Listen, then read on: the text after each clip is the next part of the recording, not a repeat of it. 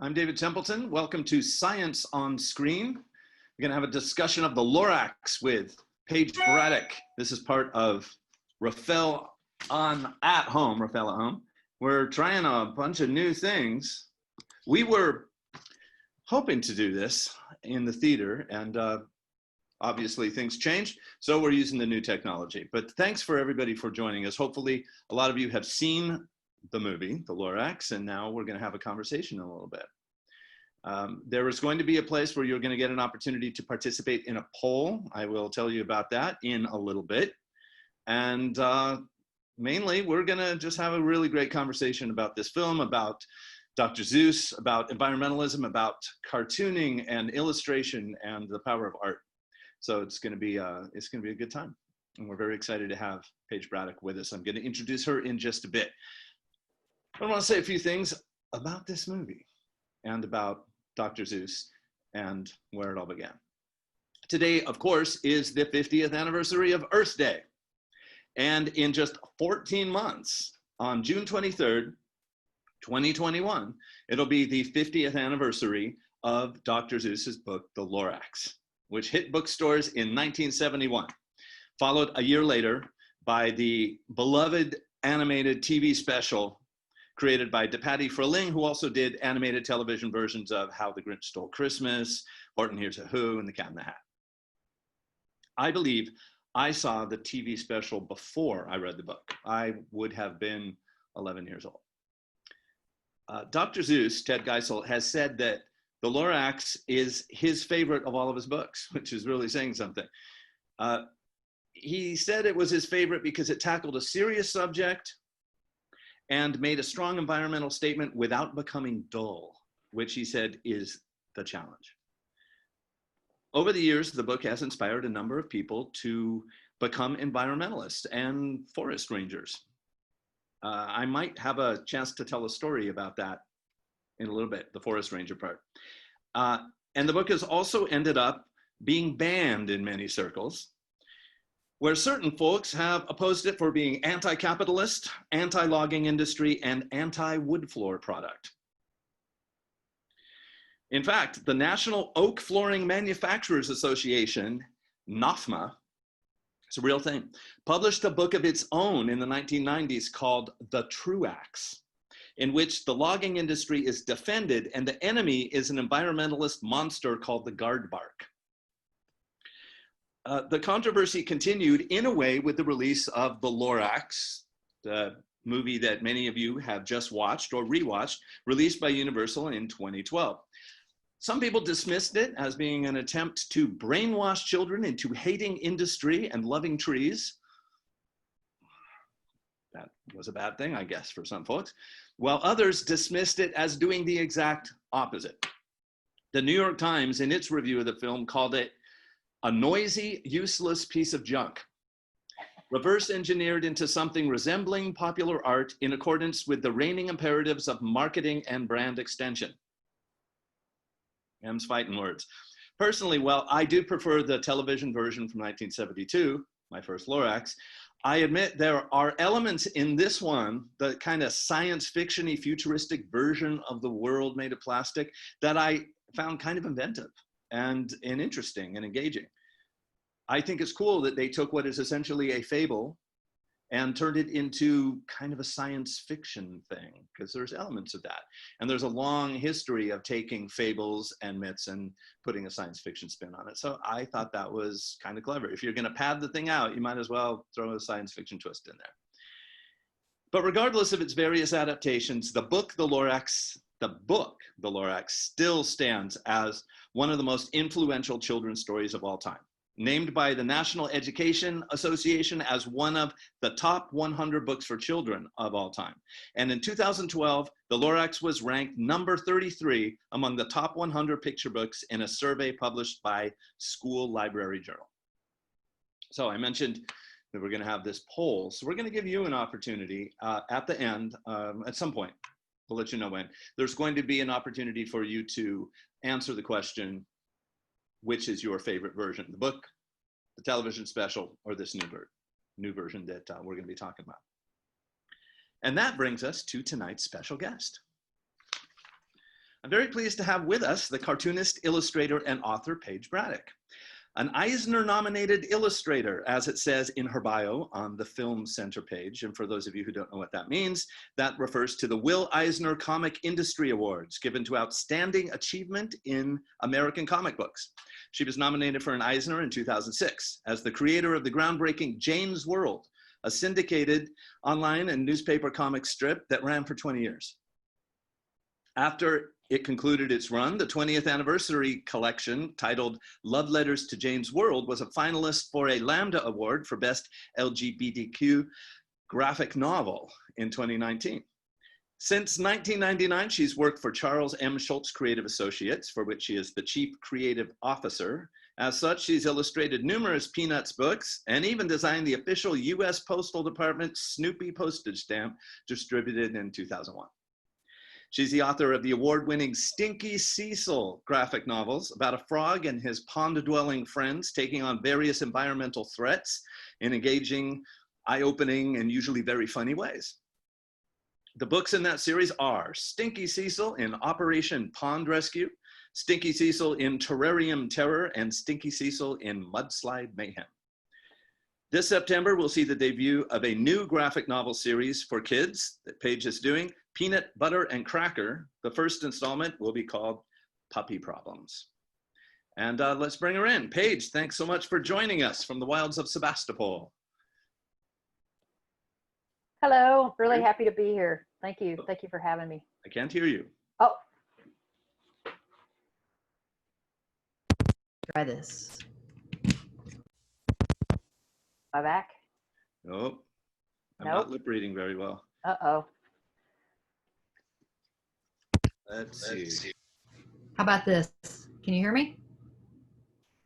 We're going to try to get How the about this? audio going here. Well, let's see. Some people are saying that they can hear both of us. Can you hear me now? And How about now?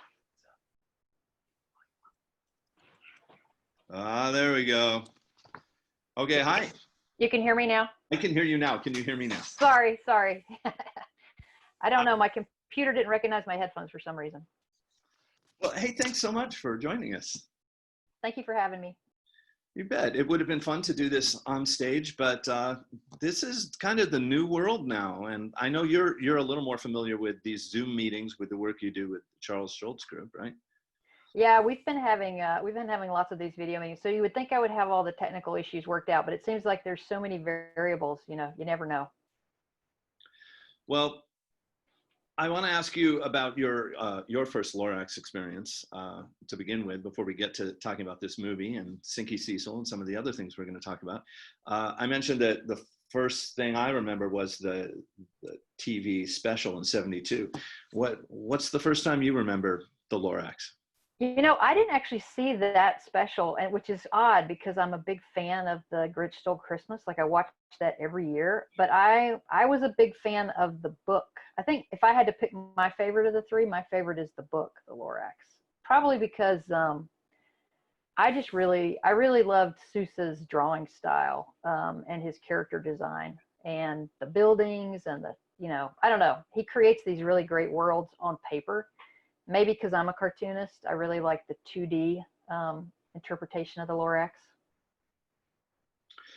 Yeah, this movie was originally in 3D, which most of us aren't getting that experience of it. I didn't see it in theaters, so I don't know what that would have been like. But so you read the book first, and I know that your history with your dad has some kind of environmental tree-loving aspects to it. Your dad was a forester, right? That must have had an influence on your reading of that book.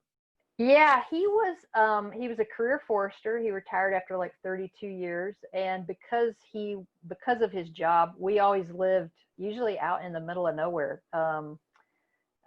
We started in the Sequoia National Forest down in Southern California, and then he moved back east. But so I spent a lot of time as a little kid, not having lots of neighbors, but being around lots of trees and being in natural environments. And I do think it was really formative experience. I mean, the other flip side of that is you spend a lot of time alone, you entertain yourself. And I think that's how I started drawing comics. So, you know, when I did Sneaky Cecil, I kind of brought the two worlds together. Do you remember having conversations about it? It sparking your thoughts about trees and protection and things like that, since, you know, trees and tree management was such an important part of your life. Yeah, it's funny. It didn't stand out to me as a different experience until I talked to people who had a completely different experience, because, I mean, we lived in wilderness areas, we lived in national forests. So, it was just part of the air we were breathing, right? It was part of all of our conversations. And, you know, when I was a kid, our vacations were always camping trips or backpacking trips or whatever. I mean, I discovered, you know, much later, that you could actually stay in hotels and you didn't have to sleep on the ground. And so you know, I don't know. I'm more of a fair weather camper these days than I was. You know, my dad's kind of hardcore. He liked to backpack and carry all your gear on your back. And even when he retired, he maintained a section of the Appalachian Trail in North Georgia, which is a wilderness area. So you can't even use power tools to like clear fallen trees or anything. Everything has to be like crosscut saws and axes, and it's an interesting thing. So let's jump to this movie, which a lot of people have just freshly seen. We talked about it a little bit. I don't know if you felt about it quite like the New York Times person did, but what was your general take of this adaptation of the Lorax? You know, the thing that struck me, well, that pulled me out of it a little bit, was how the main kid character, sort of his motivation, and one of the things that I felt Seuss was so good at was he would create these characters that didn't exist in reality. So he could easily share with you a point of view without you taking it personally. I feel like having a real world kid in that story sort of changed the way I interacted with it. I mean, I know the book had a kid, but it didn't seem like his motivations weren't the same. This kid had this whole preamble about, you know, wanting to win the girl over and living in this like industrialized environment, you know, completely cut off from the outside world where all the trees were cut.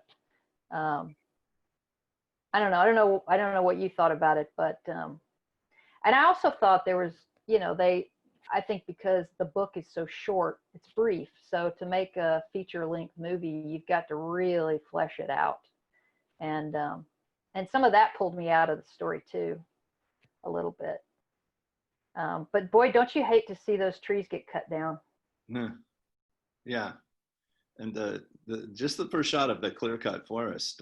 Yeah, you know, I've been reading, for whatever reason, I've been really, not because of our discussion, but have been really interested in trees lately. And have you read the book, it's The Hidden Life of Trees, I think? And it talks about how modern forestry assumed that trees needed space to grow, but then they've since discovered that trees actually support each other in a community way, a communal way. I don't know, it's just an interesting side note. So when you start cutting down or clear cutting, you really are, you're hurting the bigger forest population, right? Yeah. Yeah. There's the book out, the Pulitzer winner from last year, The Overstory. Oh, I'm reading that actually right now. Really? Yeah. I'm only about 20% in that one, but that's really great too. Yeah, that touches some of the same things about the connection of the trees to each other and the way they affect humanity. Yeah. If you think about it, the Hidden Life of Trees talks about, which is what the Lorax was sort of speaking for the trees, right?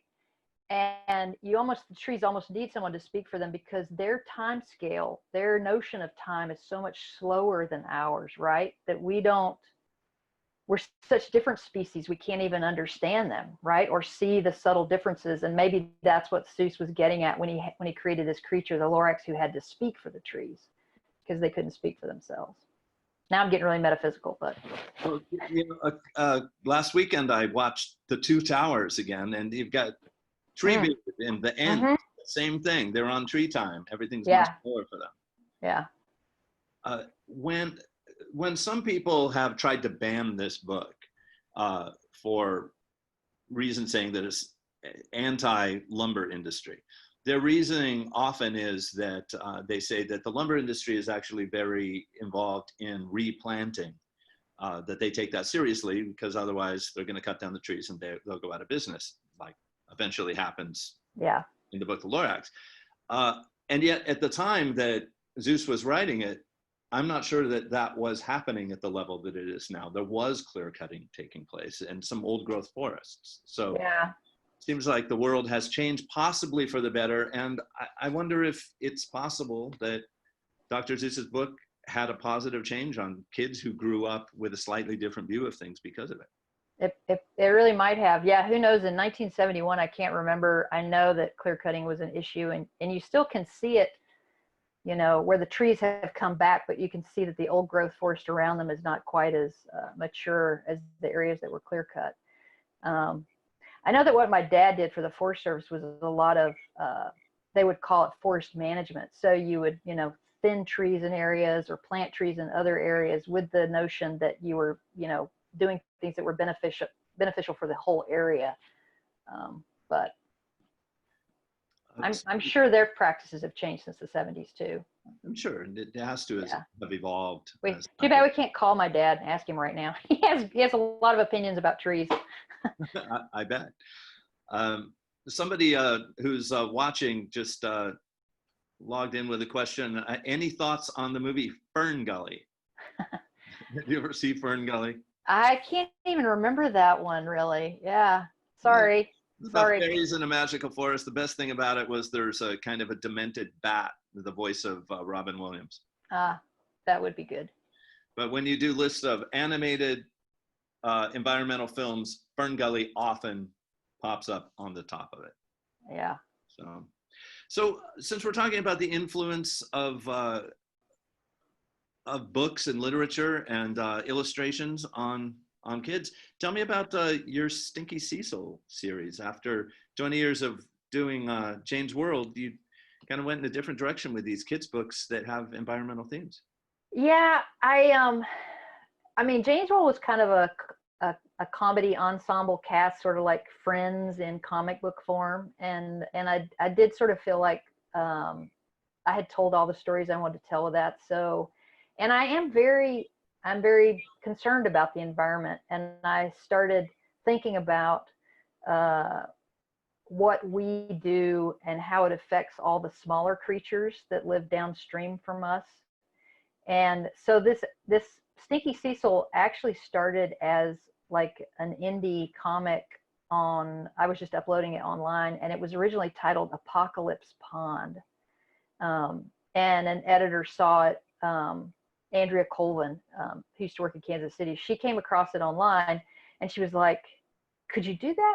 Could you do a story, a full-length story with those characters? But maybe we need to change the name because I'm not sure anybody can spell apocalypse. Like, young readers couldn't spell apocalypse. So that's how it became Stinky Cecil. But it was really about sort of a science light, sort of a friendly, humorous way to get kids thinking about all the little things that we do that impact all the little creatures that live downstream from us.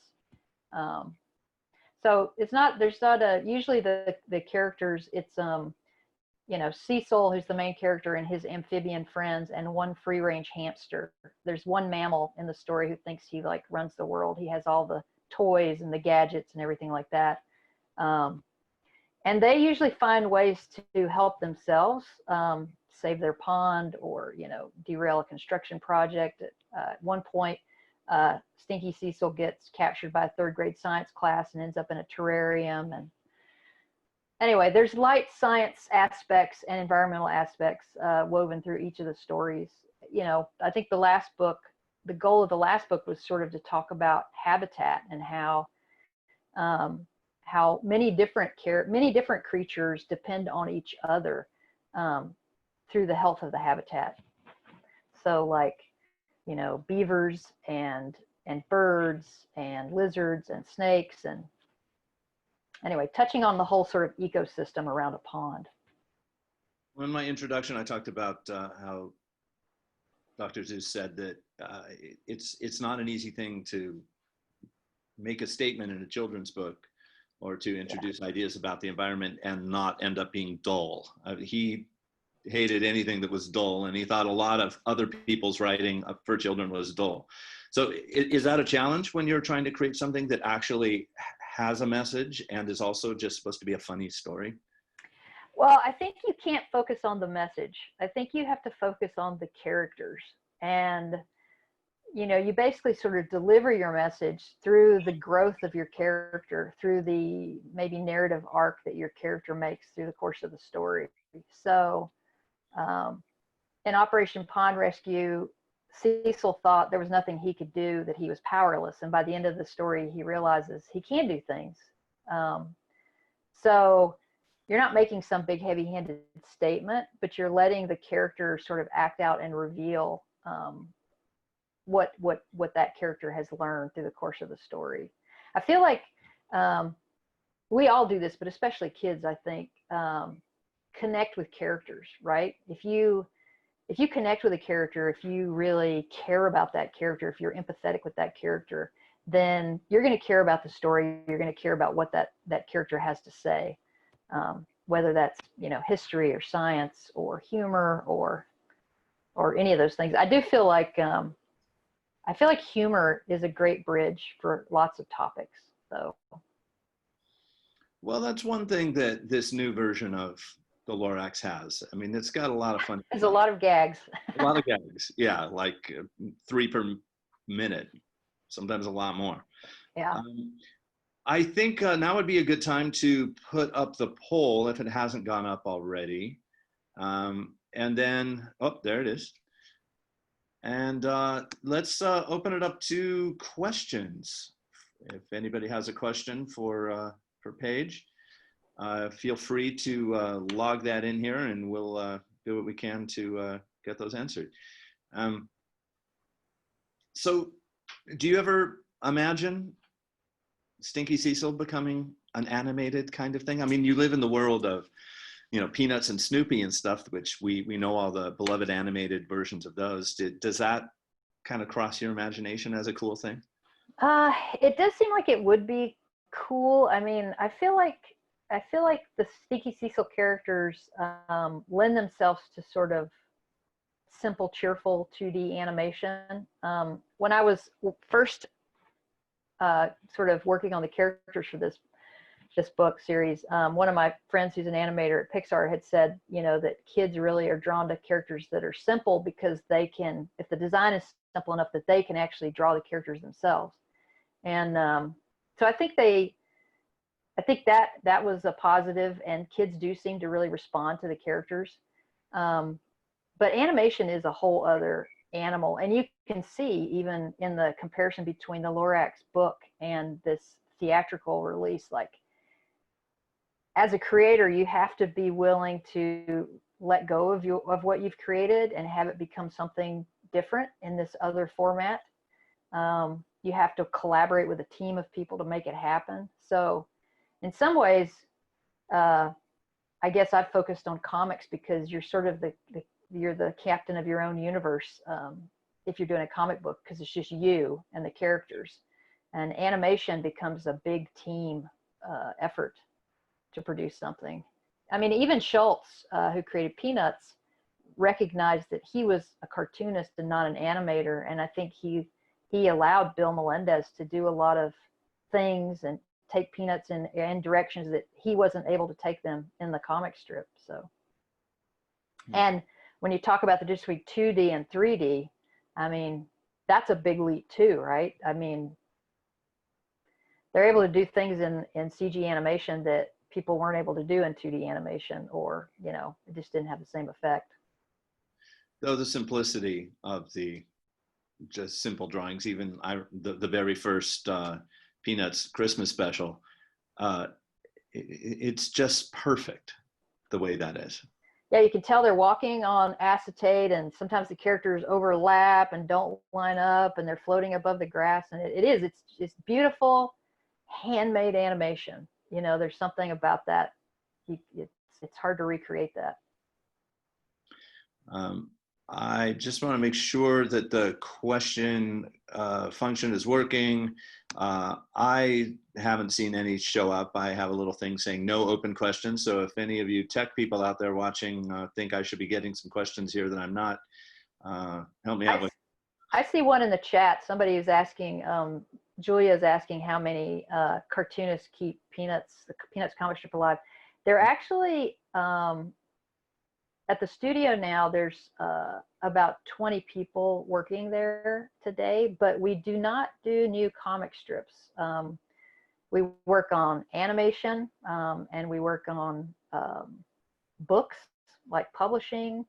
But the comic strip is pretty much, it is what it is, you know. It's the stuff that Schultz created, and that we sort of maintain that as our sort of our Bible, our library. Nobody does any more comic strips, but we use that to sort of launch into product design and like kids books for Simon and Schuster and Boom Comics. And so it's funny, or not funny, but you're a creator, you create these characters that people fall in love with. I would say Seuss is in the same category, Schultz in this way, and then your characters live on without you, right? Because people have an attachment to those characters and those stories. So it's just an interesting thing to notice in the world. You create a character and then it becomes the world's character. That's right. You give it to the public, and like I can't even tell you how many stories I hear about people's first encounter with Snoopy and the first Snoopy plush they had and the first time they watched the Christmas special. And I'm sure it's the same for Seuss. You know, he had these like magical, whimsical characters he created that looked like nothing anybody else was doing, and his crazy houses with all the, you know, the levels and the funny looking trees. I mean, the design of those trees in the Lorax, I just couldn't stop looking at them. They're like cotton candy with like striped trunks. Genius, right? I love those trees. Yeah, they look very edible, actually. Yeah, you love those trees, like right out of the gate, you know? Yeah, and you can almost see why somebody would say, I want to eat that, or I want to make something out of that. Well, I think it was kind of genius, because if you just do a tree the way you always draw a tree, then your brain kind of fills in like, oh, that's a tree. That's a tree. Yeah, I've seen a million trees. And then, so here's Seuss, and he creates this tree that looks like some sort of whimsical cotton candy, you know, pink flavored with the, and suddenly you're like, you're seeing a tree in a different way, right? I think that was sort of the genius of the book. He made you stop and look at those trees and care about them. Yeah. Yeah. So we have a question from Yvonne who's asking you, Paige, when did you get started as, it says animator, but I think she probably means as a cartoonist. My 13-year-old is a budding animator and would like to know how old you were when you started. I think I was 7 when I announced to my parents I was going to be a cartoonist when I grew up. So I think you do sort of cartooning is one of those professions that most people come to it when they're kids because they love it, and it's kind of becomes a compulsion to draw and create characters. You know, a lot of people start out in comics and then migrate to animation, or just go right into animation out of college. I mean, now you can. There's lots of places where you can major in what they call sequential art studies, right? They didn't have that in the 70s and 80s when I was in school, but you can actually get a degree in that now. So do you have any advice for Yvonne's kid and what to do to get started? I always say it's like anything else you want to do that you want to excel at: practice, practice, practice, practice. And, you know, study the work of people you admire. If there's cartoonists that you really admire, animators you really admire, you know, really look at their work and sort of deconstruct it and see what parts of it you care about.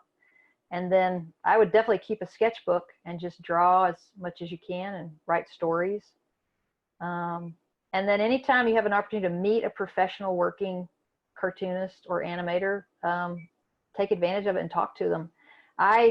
Because I grew up in the rural South without any art programs in public schools, most of my early art training was from professional cartoonists who were willing to be a mentor to me. And so you can't overstate how important that is to young artists. We have a question from an anonymous attendee asking what cartoon strip that is that's framed on the wall behind you. Yeah, so I brought Captain America to the party. He's here. But that is an original comic strip from Terry and the Pirates. It's it's by Milton Caniff. That's awesome. Terry Pirates? Yeah, Milton Caniff was a contemporary of Schultz's. So it's probably from the I don't know what the date on that is. I should know, but I don't know what the date on it is. Probably the 40s. It's super cool looking from here. Yeah, yeah. So we got to ask just a little, talking about the environment, this being Earth Day, and here we are in this remarkably weird situation where the world is shut down and everyone's staying home. People aren't driving. The cost of oil has tanked, and the environment, they're reporting, seems to be bouncing back really fast in some parts of the world. Water is clearer, air is clearer. This is a really weird science fiction moment that we're living in, except it's not fiction. I agree. Yeah. Yeah, when you see some of the pictures of the air quality side by side, it's pretty shocking. Yeah, well, I know you do some science fiction stuff too. You have your Martian series, and so you think about futuristic things. Is this, I'm actually surprised that what's happening now hasn't been predicted in the way that it's actually happening. There have been plenty of pandemic movies, but I don't know that anybody predicted that everybody would just be home talking to each other on computers and kind of calmly waiting it out. Yeah, it usually goes much more horribly than this is going. I mean, the closest that comes to it is Contagion, right? Which is very similar in how it starts, but then of course society doesn't manage as well as we're managing. It's almost like, but how you're talking about how the earth, how the climate has sort of rebounded quickly. Do you ever think about like maybe the earth just wanted to hit pause for a minute and make us all stop and like just pay attention? I want to have a really calm Earth Day. I know what I'll do. I'll send Yeah. Yeah. We're just about out of time, but somebody just threw in a question asking for you to comment, if you can, on the work of Studio Ghibli. So funny you should say that. First, I want to say I think I said Terry and the Pirates, but that's actually a Steve Canyon comic back there behind me.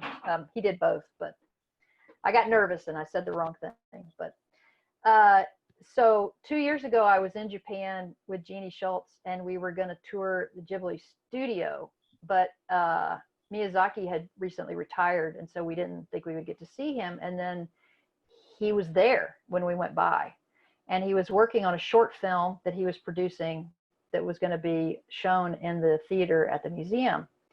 And well, first off, his environments are amazing. Trees, grass, all these. He had all these original drawings all over his desk in his studio when we went in. And the friend who was traveling with us, the Japanese fellow who was with us, asked if we could take a picture with him. So I have a picture with me and Miyazaki and Jeannie Schultz, but I can't show it anywhere because he doesn't want it to be on social media. But the interesting thing that happened was I was standing there. I had my arm around Jeannie. He's on the other side, and I feel something touch my shoulder of my drawing arm, and I realized it was Miyazaki's hand.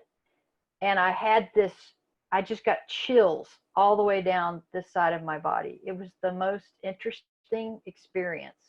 Wow. One of those life moments, right? I'm going to remember it forever. I immediately went back to the hotel after meeting him and quickly did this sketch and then wrote down the date, the day I met Miyazaki, and I did a sketch with the arm that he touched. I mean, it was just like, it was one of those kind of moments. But I think he's a he's a master. He's just a master craftsman, and a really, I obviously couldn't talk to him because I don't speak Japanese and he doesn't speak English, but his spirit, you feel it when you're with him. He is a genuinely caring person, you can tell. It's interesting that sometimes that can transcend language. I had the opportunity once to meet the Dalai Lama. Oh, wow. And we didn't talk, really. I just shook his hand, and it was the best handshake of my life. This is what I'm talking about, right? He was so present, and his look in my eyes. And then he went to do the same thing to the next person that he had to shake their hands. But yeah, it's a similar experience. I was one of those, I don't know if I should wash my hand. Right, right. Now we're all washing our hands, and people are predicting the end of handshakes. So I'm glad I got that in while we still had the opportunity. So somebody has asked for you to talk about your next project that I mentioned a little bit, but and we'll go out on that and let you have the last word there. But I want to report that according to the poll, the results are the book looks like it's 50% of the people say they prefer the book, the TV special 38%, and the movie 13%. So they're updated poll results up. Book has gone up to 56%, TV special 38%.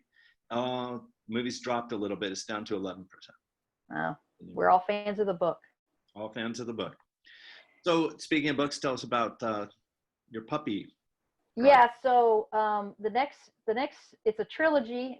And the main title is Peanut Butter and Crackers, because the three characters are, one's named Peanut, one named Butter, one named Crackers. And the first book is called Puppy Problems, and it's basically these two happy pets have to integrate a new puppy into their home, and then all the stuff that all the zaniness that ensues. But sort of the through line is about acceptance and about sharing and about just learning to find your way in the world, right? And create friendships. So there's a lot of humor, but I think those are sort of the overarching messages behind the stories. There's a lot of humor, actually, because dogs and cats are funny. Yes, they are. So it's Earth Day.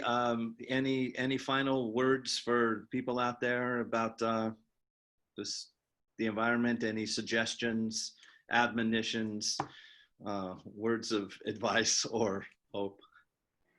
Well, I don't know about you, but during this shutdown thing, I find that it's forced me to slow down and notice things. And I've been noticing a lot of things like flowers and trees and birds and the smell of the air. And I don't know, I think if I was going to say anything, I would just say that's really a good thing. If that's a byproduct of this sort of shutdown, slow down, that we pay attention and notice our environments, that's a good thing. Well, thank you. This has really been a blast talking to you. I appreciate you taking the time. Yeah, thank you, David. And I guess that's going to be it. We are going to be doing some more science on screen in the future. We have to work that out. If you have any suggestions of movies you'd like to see that are science themed, you could throw those up there on the chat real quick. If you have a suggestion of a scientist or artist or somebody related to the themes of that, throw that on there too. We'd love to hear it. And we'll be back with more as soon as we know what that's going to be. So goodbye, Paige. Goodbye, everybody else. Happy Earth Day, what's left of it, and take care of yourselves and the world. Thank you. Thanks, everybody. Good night.